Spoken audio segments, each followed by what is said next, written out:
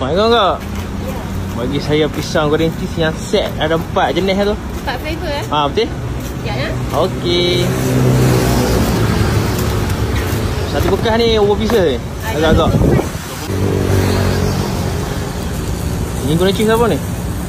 Kat ni pisang cheese kita base bawah dia cheese dulu. Lepas tu bubuh flavor dia. Okey, ini cheese apa? Kat ni cheese. Ini cheddar ni. Cheddar. Oh, cheese apa? Cheese cheddar. Bacon punya. Bacon cheddar.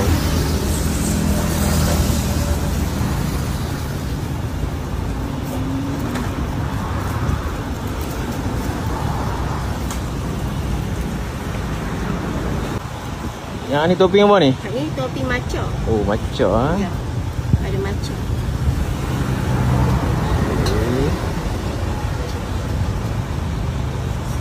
Okey. Lepas tu Topping strawberry. oh, strawberry pula.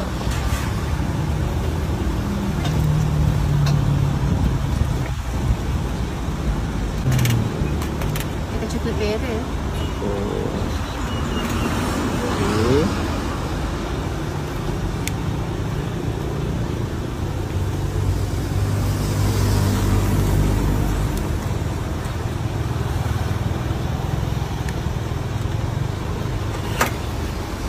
Kalau add on Oreo pun boleh atas.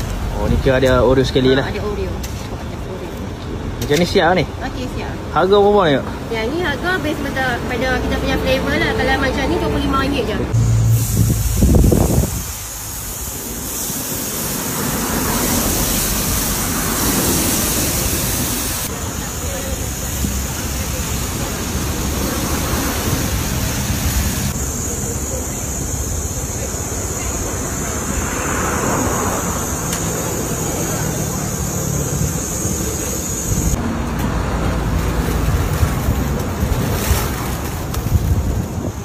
Saya nak yang cheese satu set, lepas tu coklat pun satu set. Okey, boleh. Okey. Yang ni dia ada 12 pieces, satu box. Oh, satu box 12 pieces ha? Ya.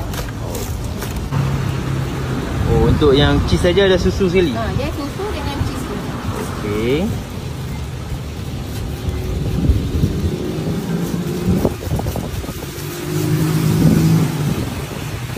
Apa ni? Ni spoon. Macam ni RM10. RM10 ya? Ya. Alright.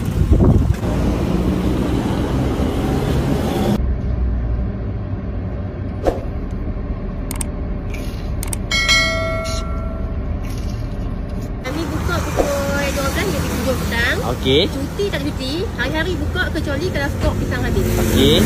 Ni kau kat mana ni? Tinggal dekat Dataran Sahak atau Gombak.